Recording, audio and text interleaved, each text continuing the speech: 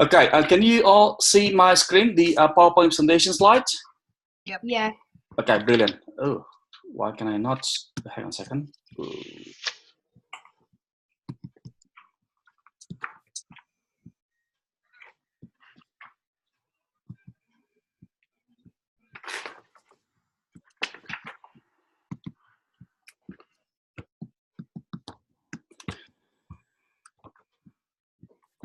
Let me stop the sharing. Hang on a second. I'll stop sharing and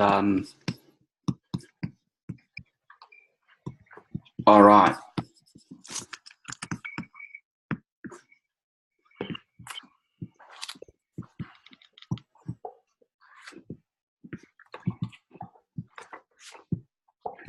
Okay, now you can see my screen, yeah? Yes. PowerPoint. Okay, cool. Right, so we discussed that the first thing that we need to do is to understand, all right, in the marketing process, okay? And what do we need to understand? Well, the environment, right? It includes the customers, it includes the market trends, it includes the competition, and it includes the major marketing environments, okay? Now, briefly, in terms of marketing environment, there are two types of marketing environment, okay? The first one is macro environmental forces, and the second one is micro environmental actors. Okay. The macro environmental forces basically consist of the larger societal forces, okay, that affect everybody. Okay. Now, who is this everybody? This everybody actually includes these guys, the actors, the micro environmental actors, right? Who are the actors in micro environments? Well, that include the company or the marketing organization, that includes the public, that includes the customers, that includes the competition, okay, that includes the marketing intermediaries or the middleman, okay, or the middleman. That includes the suppliers as well, okay? So they are the ones that we need to look at, right? So in relation to your assessments, you need to explain one of them only, right? It could be the competition, it could be the customers, it could be the larger societal forces. Now, in terms of larger societal forces, you can also use the past model, right? Or political. They include political, economic, social. Some people say social culture, right? And technological. Okay. Or in other words, some people use the acronym PAST, right? PAST, or STEP, or PASTEL, or STEEP, they're the same thing. Okay. So to address the second task, actually, you look at one of them, right? You don't need to look at everything, because I don't think you have enough because of the word limits, right? Now, please bear in mind, for your assessment 3, this task comes back again, okay? And that's when you need to analyze everything, okay? That's when you need to analyze everything, right, in your assessment 3, right? So let's get back to assessment 3 later on, probably around next month in January, after we come back from our Christmas break, okay? Right, so let's have a look at them, okay? Let's have a look at them briefly, okay? Okay, so we discussed RPI, or the marketing process. One of the key things in the marketing process is understand, okay? Or after we understand it, what does it mean? Well, we will be able to understand the opportunities or threats, actually, okay? So after we understand the market, actually that brings in, analyzing the market actually brings insight in terms of opportunities and threats. Now, you will recall SWOT analysis. That's the reason why a good marketing strategy actually links from the environmental analysis to the internal environment. That becomes our SWOT, okay? Right, so let's have a look at them, okay? This is what we are basically discussing, the environmental scanning. Micro and macro, as we discussed before, okay? And this is basically the micro environments, okay? And the micro environment actually consists of these guys, the micro, the company, and so on and so forth. The company itself, as we discussed before, we actually expect that everybody in the organization contributes to the achievement or to the creation of value, to the communication of value, the delivery of value. Okay, each function in the business will give a contribution to it. Okay, so either finance, R&D, purchasing, as we discussed before, they contribute to the achievements. Okay, manufacturing, and so on and so forth. Marketing intermediaries, basically a set of interdependent organizations that make sure the product that we create or service that we create are available for the customers. Okay, and customers, basically the focal point in the value creation, because they bring. We need to focus on the customers so we can create value for them, and as a result, we can create value for the firm as well. Okay? And publics, basically all parties that have interest in what we do, right? Now, public is interesting because they may not be our customers, but their voice will affect us. Okay, therefore we need to manage them. All right, and they're basically if you look at companies like Coke, for instance, Coke has been accused of spreading sugar and diabetes. Therefore, they need to manage the public. Okay, in the beginning of 2016, in America, they launched a campaign showing, hey, look, guys, actually, we are not the only product that contains high sugar. Juice, chocolate bars also contain high sugar. Okay, so that shows that they need to manage public. Okay? Right, now the macro environment includes these six elements here: demographic, economic, natural, technological, political, and cultural. Right, and in other words, you can also use the past model as we discussed before. Okay, past or steep or step, they are the same thing. Okay, if you look at them, they are basically the same ones. Now let's look at them briefly. Demographic is actually the study of human population. Okay, in terms of what? In terms of lifestyle, in terms of the density, in terms of any changes in the population. So if you analyze the Australian market, you analyze the Australian population. You can look at the Australian Bureau of Statistics. Okay. Now, economic in here is another important thing. Okay. The importance of economic in here is actually it affects the spending pattern of the customers. Right? It affects the spending pattern of the customers and purchase. It affects the spending pattern and purchase power of the customers. Okay, and the next one is natural. There are three issues that I'd like to discuss about natural. The first one is shortage. A lot of things that we use are basically from nature, and they may not be replenishable. Therefore, we may have shortage. Okay. The second issue is the pollution. Therefore, that drives the third issue, which is basically about not-for-profit organization may voice their concerns that drive our politicians, our government to produce their political products such as legislation. Okay, technological in here actually is related to the new product that we developed, the advancement of technology to help us creating new products and also reaching the customers. Okay. Political in here is actually about the government, the actors in our political system. In this instance, the governments, or you can also look at the legislation that has changed. And last one's culture, which is basically what the values that the customers adopt. Okay, right. Okay, so let's step back a little bit. Yes, we understand the concept, the theory. So what are we looking at when we analyze these things? When we analyze past, right? Two things that I'd like you to look at when you analyze any, all right? Either demographic, economic, and so on and so forth. Okay, changes. Okay, what has changed? Right, from what? If you look at the lifestyle of the customers, for instance, you can look at, well, the customers now has changed their lifestyle.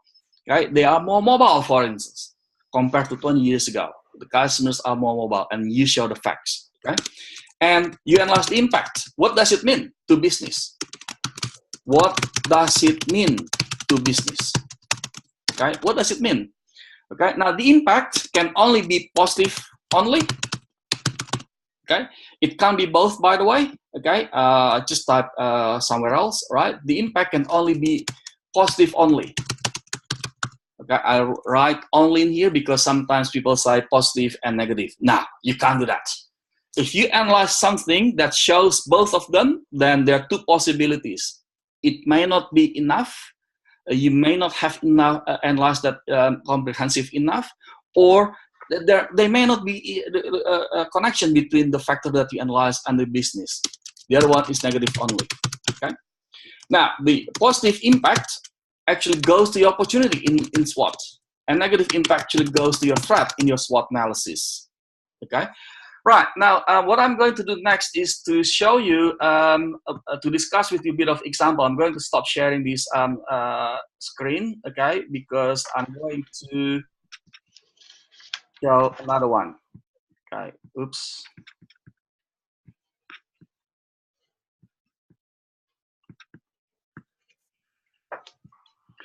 Okay, this is my screen. Can you all see my screen? This is actually the Australian unemployment rate. Can you all see that? Yeah. Yep. Okay, brilliant. Now let's look at this, right? This is an example, okay? If you look at that, what can you see from here, from this graph? This is unemployment rate.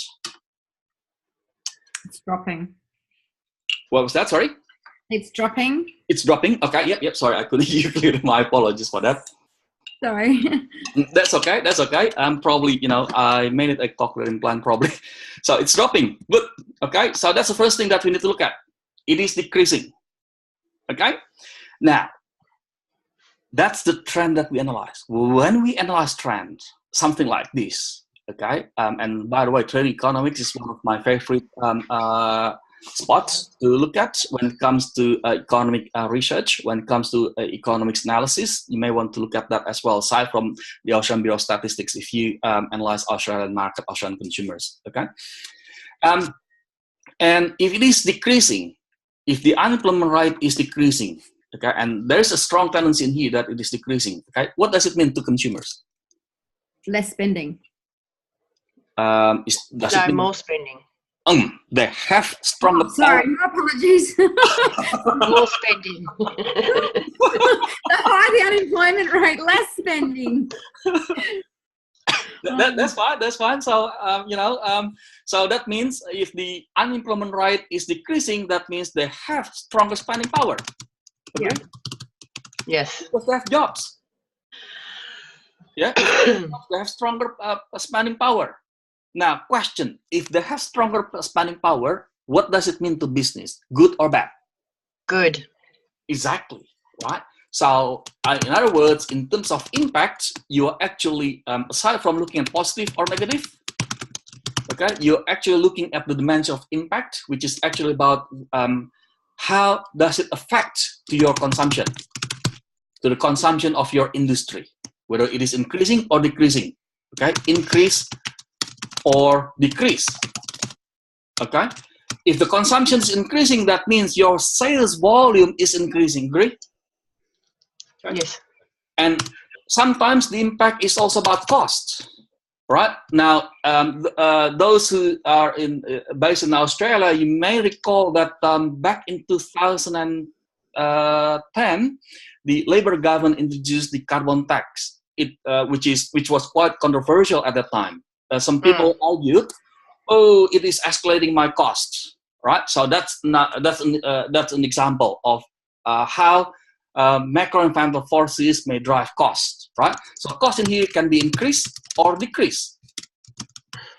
Okay. In other words, if the cost is increasing, our profit will decrease. Agree? Yeah. Right. Our profit will decrease or increase. It is just the flip side of the coin, actually. Okay. So if we go back to macro-environmental forces analysis, you are actually analyzing the impact, whether it is positive or negative, and whether it is affecting the consumption of your industry or the cost of running the business in your industry, or maybe both of them. It may affect the consumption. The consumption decreases, as a result, the cost is increasing. Okay. So that's basically one of the key points I'd like to highlight with you in terms of analyzing the macro environmental forces. Yeah. Right now, the other thing that I found that people are actually interested in analyzing the competition actually. So let's go back to. We still have a bit of time. Can you all see my PowerPoint slides? No. Oh, okay. I apologize. And let me just. Okay, there you go.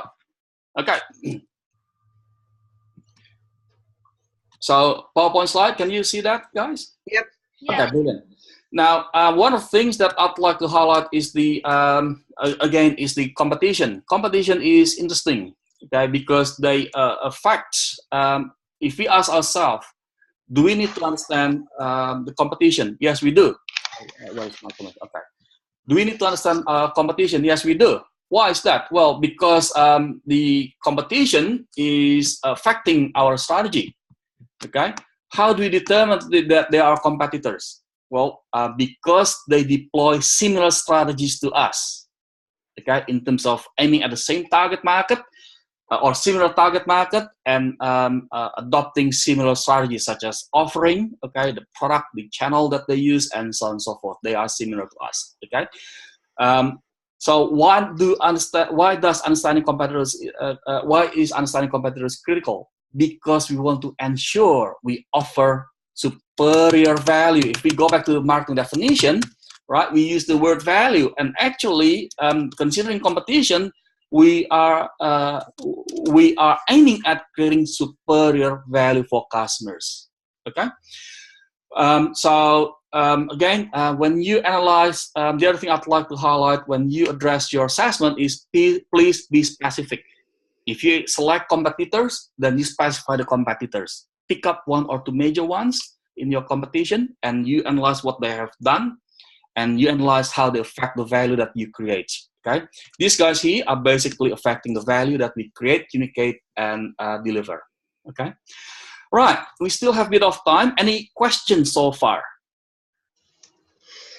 No, not yet. Not yet.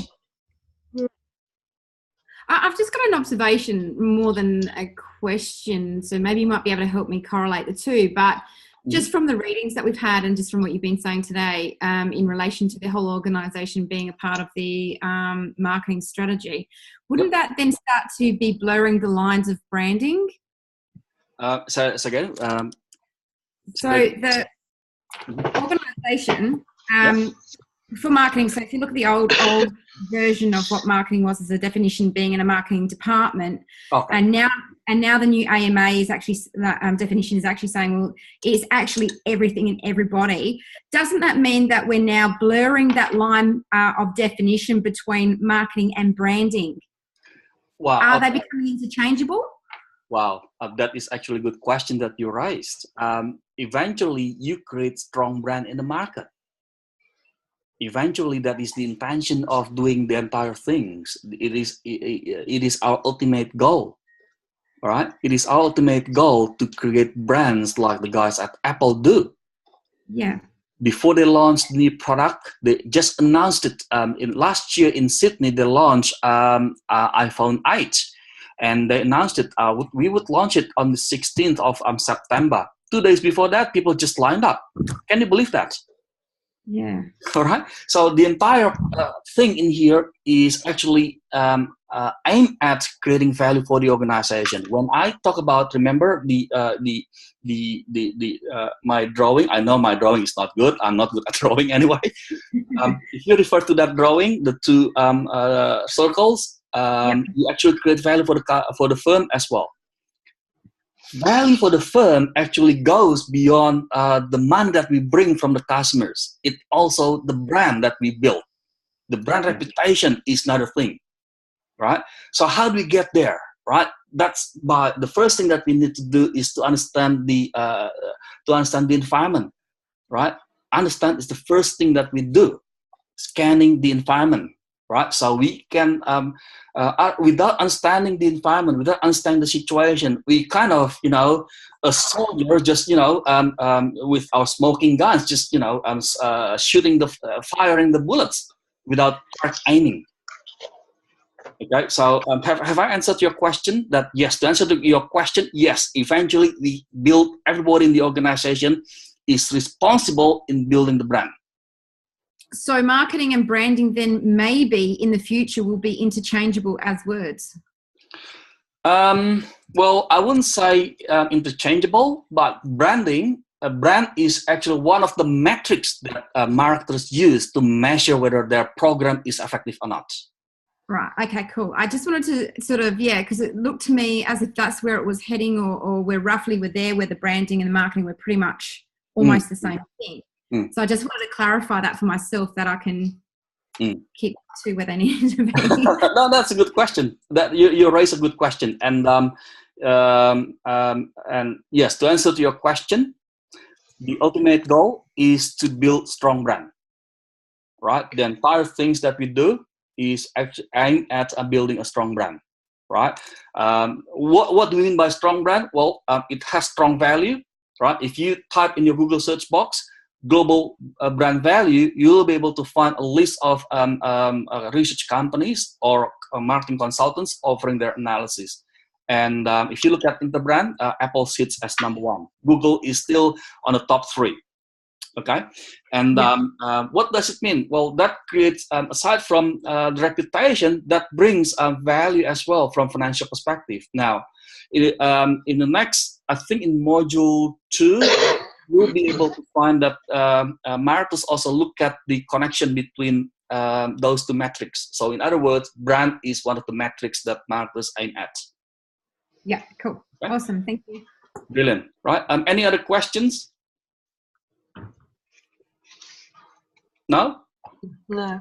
All right. How do you find this this session? Is that does it help your understanding of the relevant topics? Yeah, definitely. Yeah. Okay, brilliant.